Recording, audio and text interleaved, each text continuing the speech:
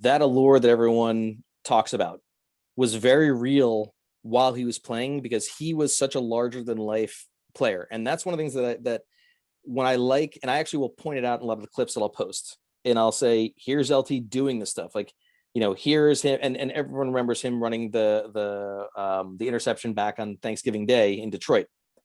But I posted a clip of the year after that, where he actually chases down Billy Sims, and Billy Sims was basically the Barry Sanders of Detroit before Barry Sanders came. He wore number 20 and he was a great running back.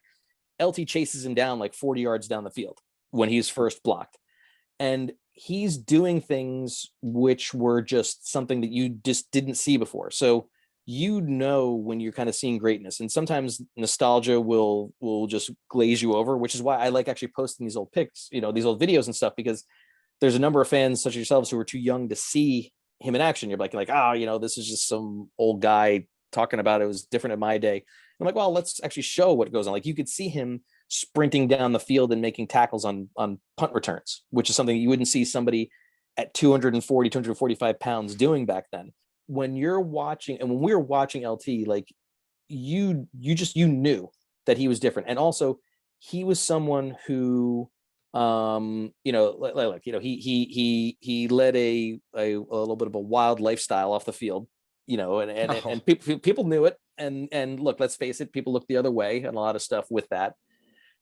Because on Sunday when he would play, he was a madman, and he was the type of person that he would go out there and he was never dirty, but he beat the hell out of these guys. And as a Giant fan who grew up that, like, you want physical, tough defense, that's what you want. Like, you were watching Lawrence Taylor do this, but doing it at a faster speed, a higher level. He's running over offensive linemen. He's running down things, like Joe Gibbs had to change his entire offense to deal with him.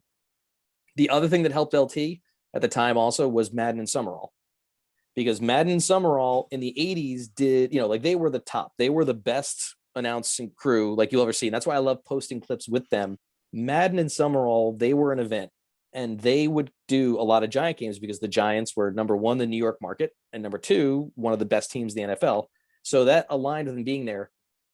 What John Madden said was almost like gospel for people. And John Madden would go out there and he would say, Lawrence Taylor is the best defensive player I've ever seen. Lawrence Taylor's doing things I've never seen before. And he made a comment, he has said it several times, and I've shown it in the different clips.